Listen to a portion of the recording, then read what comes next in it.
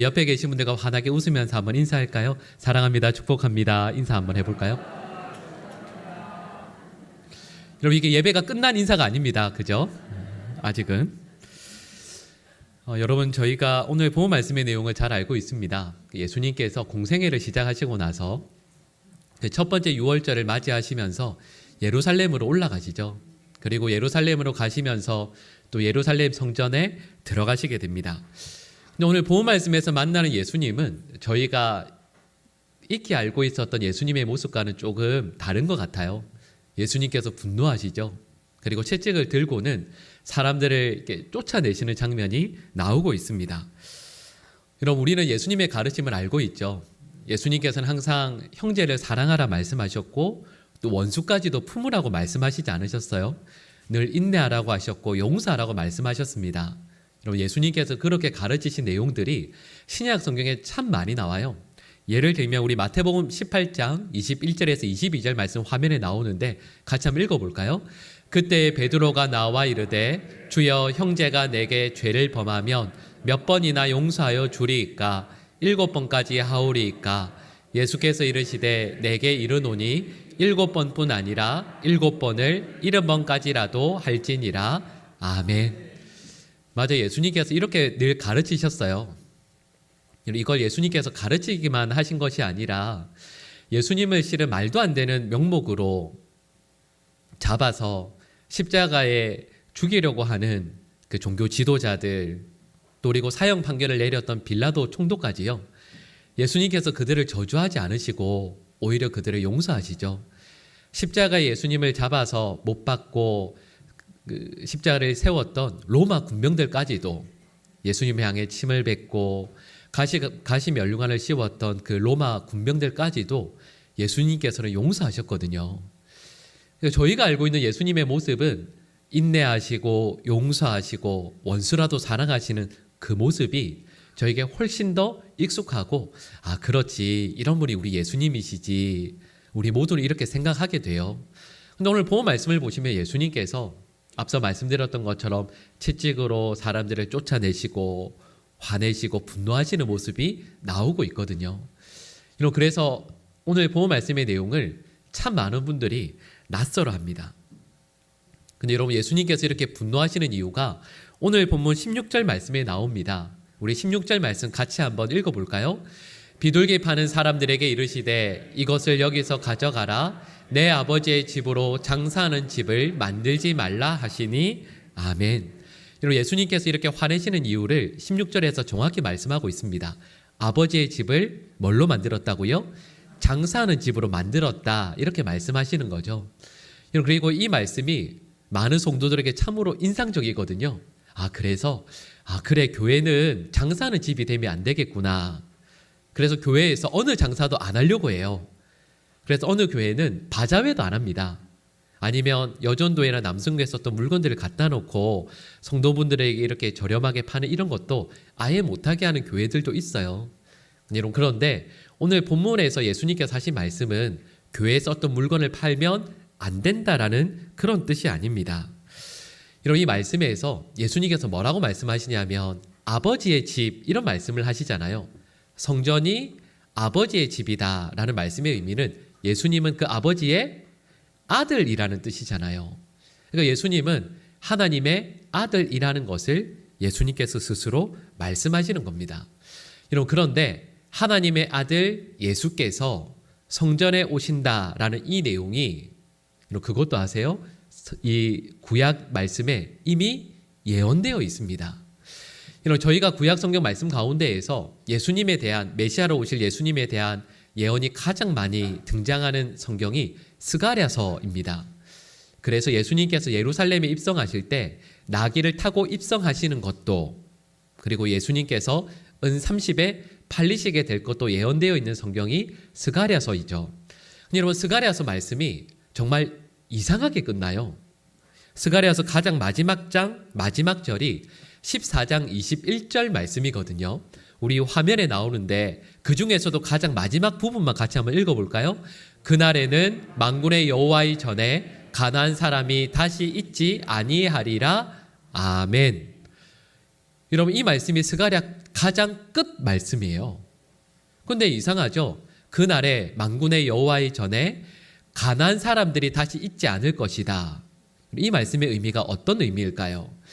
여기에서 가난한 사람이라는 말씀에는 두 가지 의미가 있습니다. 첫 번째로는 말 그대로요, 가난한 지역에 사는 사람들을 의미해요. 그러니까 가난한 사람들이겠죠.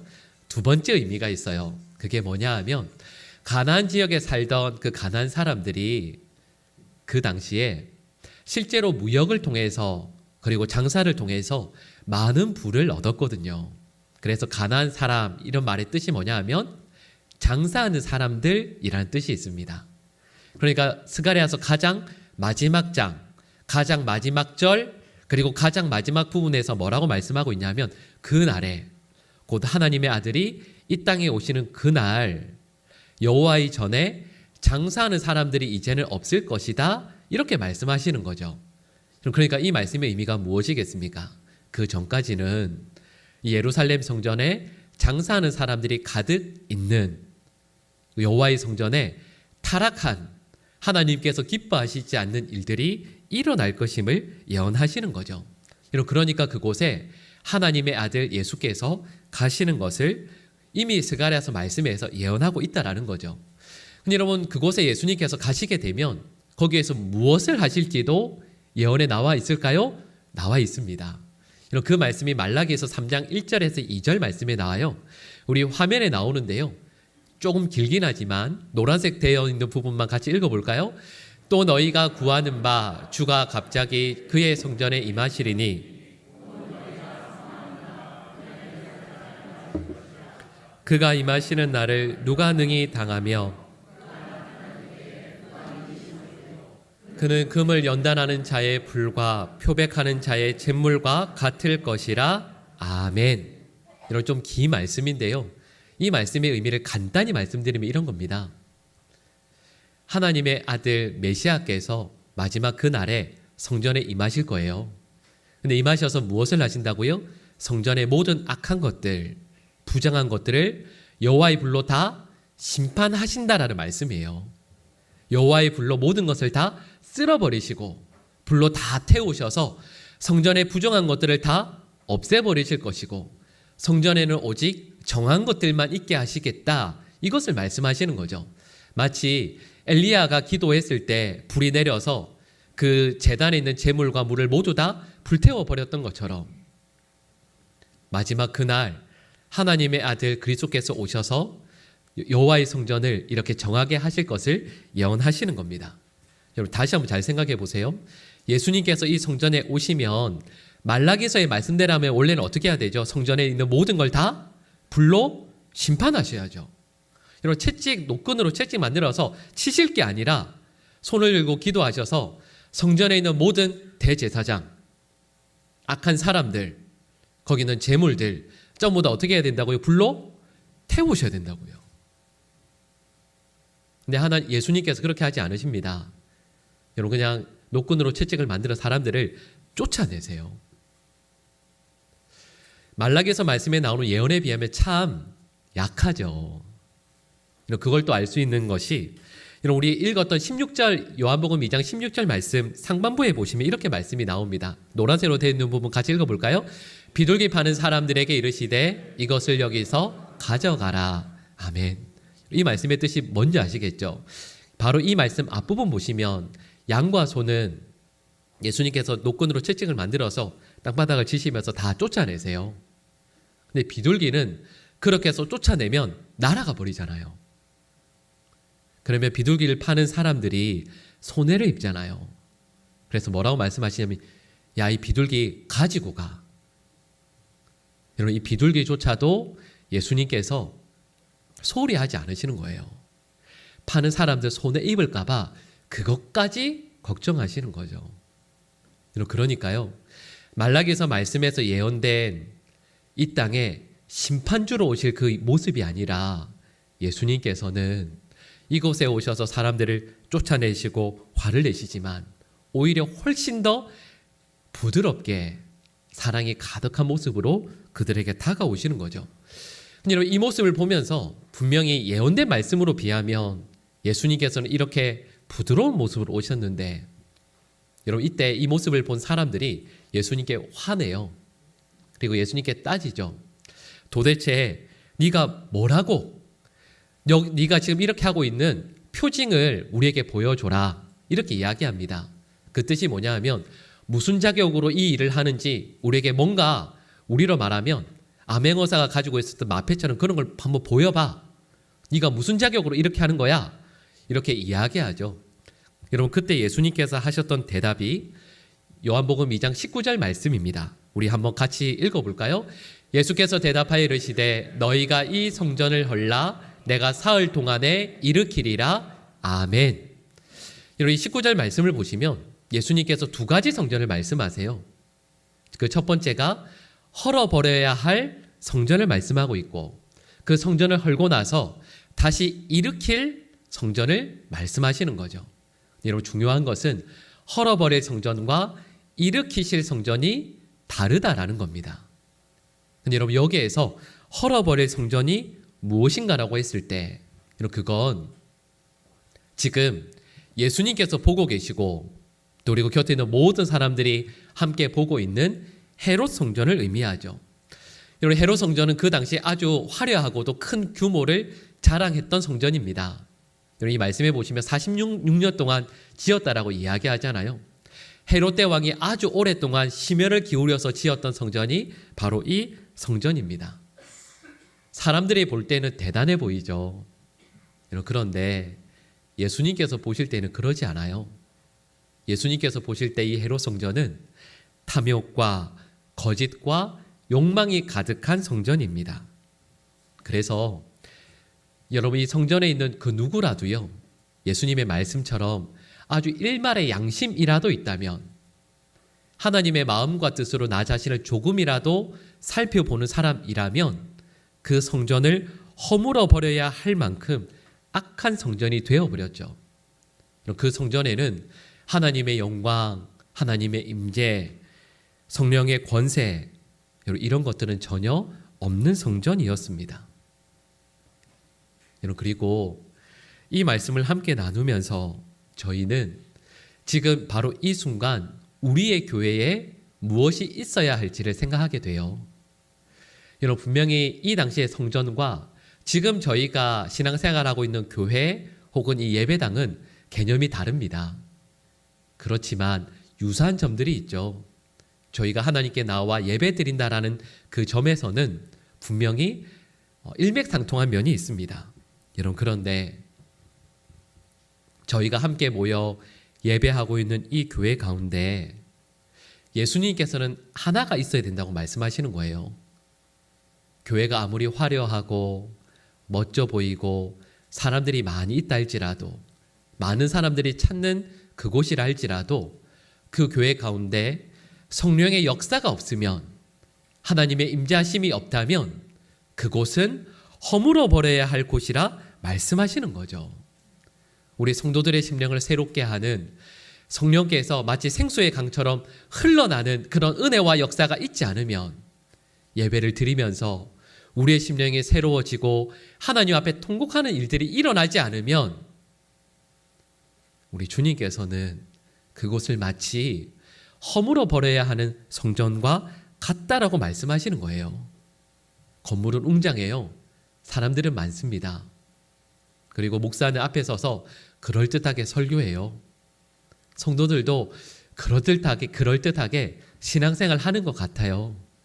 그러나 그곳에 진정 하나님의 임재와 하나님의 역사하심이 없으면 우리 주님께서 보실 때에는 허물어 버려야 할 곳과 다름이 없는 거죠. 여러분 한국교회 만약에요 목회자들 또 성도들을 하나님께서 용광로 앞에 들어가게 하신다면 사드락, 메삭, 아벳느고와 같이 하나님 앞에서 흰 옷을 입고 서 있을 수 있는 이들이 과연 얼마나 되겠습니까? 오늘 보호 말씀을 저희에게 정확히 이렇게 말씀하십니다. 예배당이 혹은 성전이 아무리 화려하고 멋있다 할지라도 우리 하나님께서 함께 하시지 않는 곳이라면 예수님께서 이렇게 말씀하세요.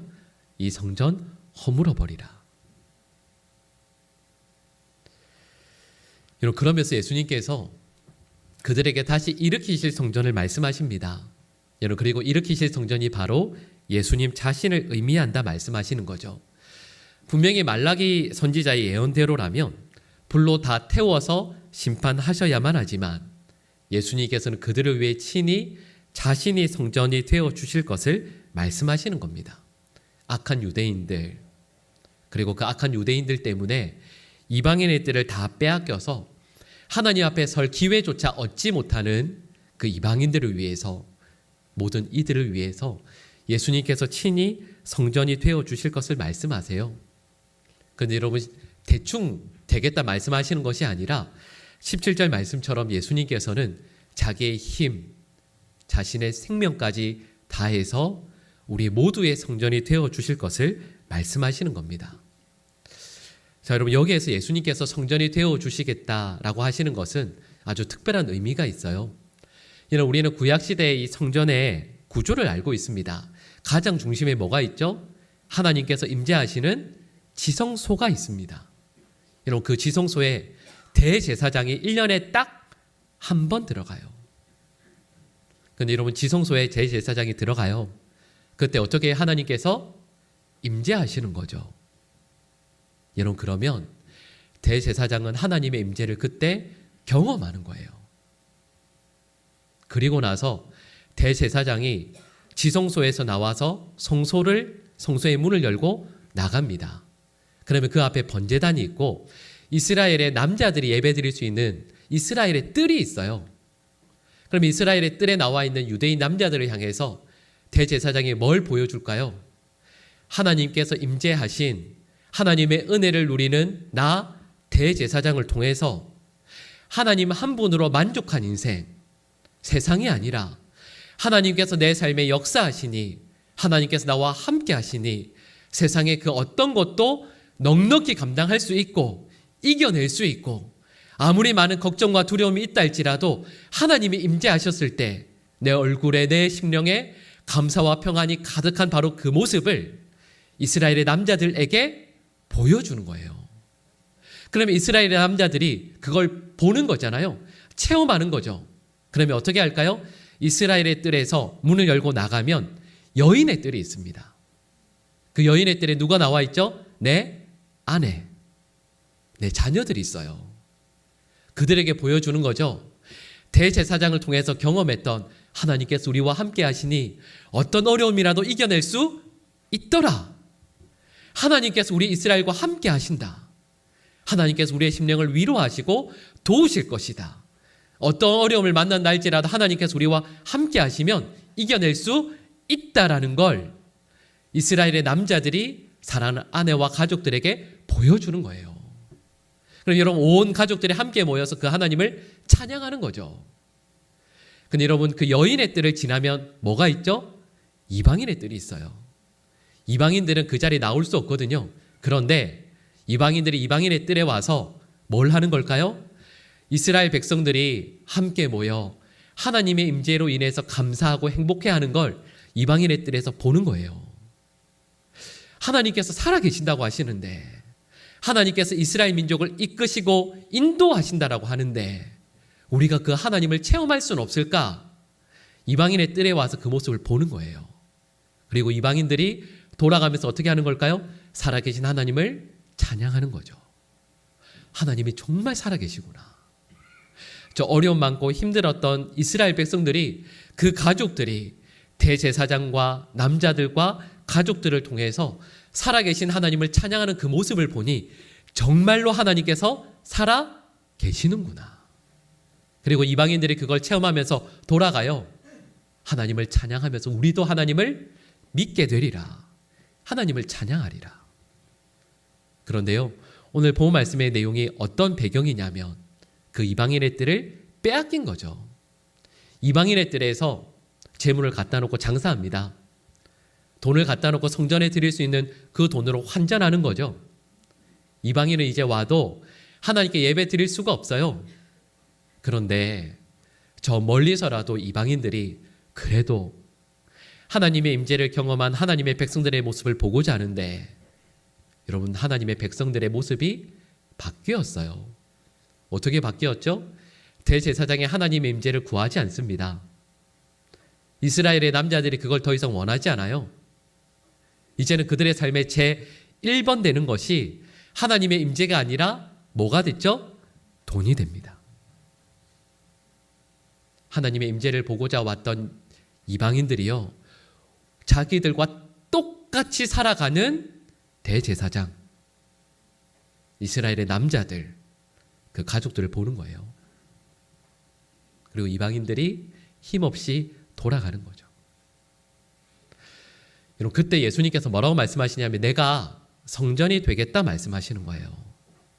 여러분, 제가 좀 전에 설명드릴 때 혹시 느끼셨어요? 여러분, 그 성전에 거룩함의 단계가 있어요. 이방인은 이방인의 뜰까지만, 여인은 여인의 뜰까지만, 유대인 남자들은 이스라엘의 뜰까지만, 오직 대제사장만 1년에 한 번 지성소에 들어갈 수 있습니다. 근데 예수님께서 뭐라고 말씀하신다고요? 내가 너희들의 성전이 되겠다. 누구라도요. 거룩함의 단계가 아니라 이제는 저와 여러분 모두가 우리와 함께 하시는 예수님을 우리의 성전으로 모시고 그분 앞에 언제 어디서나 나아갈 수 있다라는 것을 말씀하시는 거죠. 여러분, 기억하셔야 할 게 있습니다. 말씀드렸던 것처럼 성전을 통해서 이스라엘 백성들에게 기대하셨던 것은 하나님을 모시고 하나님의 임재를 경험하는 하나님의 백성의 삶을 누리도록 하기 위해서예요. 그리고 이 말씀은 저와 여러분이 우리와 늘 함께 하시는 예수 그리스도로 말미암아, 우리와 함께 하시는 그 주님으로 말미암아 이제는 우리가 그 주님 앞에 나아가 기도할 수 있게 되었고, 이제는 그 주님으로 말미암아 우리의 죄를 용서함 받게 되었고, 그 하나님의 임재를 이제는 온전히 누릴 수 있게 되었다라는 것을 우리에게 말씀하시는 거죠. 여러분, 저희들은요, 세상의 사람들에게 그들과 똑같은 모습을 보이도록 예수님을 성전으로 모시는 게 아니에요. 예수님을 모시고 살아가는 하나님의 백성의 삶이 얼마나 거룩한지, 얼마나 행복한지, 세상의 사람들과 전혀 다른 그 삶이 얼마나 멋질 수 있는지를 우리는 보이도록 부르심을 받은 거죠. 여러분, 그 주님을 모시고 이 땅의 모든 이들에게 거룩한 성전이신 예수 그리스도로 말미암아 우리와 함께 하시는 하나님을 늘 보일 수 있고 증거할 수 있는 하나님의 사람들 될 수 있기를 간절히 축복합니다. 이방인들이 왔을 때, 여러분, 실은 우리도 이방인이었죠. 우리도 원래는 이방인 뜰, 아니 어쩌면 이때에는 이방인 뜰 밖에서 하나님께서 함께 하시는 건 어떤 것인가 구경할 수밖에 없었던 저희들이 이제는 저에게 친히 성전으로 오신 예수님을 통하여서 그런 삶을 살아갈 수 있게 된 것이죠. 여러분, 혹시 우리를 향해 찾아온 이방인들에게 우리가 그들과 똑같은 모습을 보이고 있는 것은 아니겠습니까? 우리는 달라야죠. 우리 하나님을 내 인생의 가장 소중한 분으로, 내 인생의 가장 첫 번째 되는 가치로 그분을 내 삶에 모시고 오늘도, 아니 우리 평생도록 살아가는 우리 모든 주의 백성들 될 수 있기를 간절히 축복합니다. 여러분, 저희는 사순절 시간을 보내고 있습니다.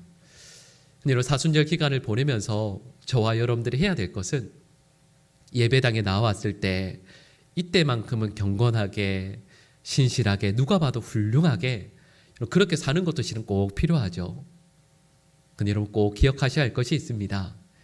예수님께서 우리의 성전이 되어 주셔서 우리와 함께 하신다라는 말씀은 하루 24시간 우리가 숨을 쉬는 모든 순간순간들마다 주님께서 우리와 함께 하신다라는 뜻이고, 그분으로 말미암아 우리의 삶이 이전과는 전혀 다른 삶이 되어야 한다라는 것을 말씀하시는 거죠.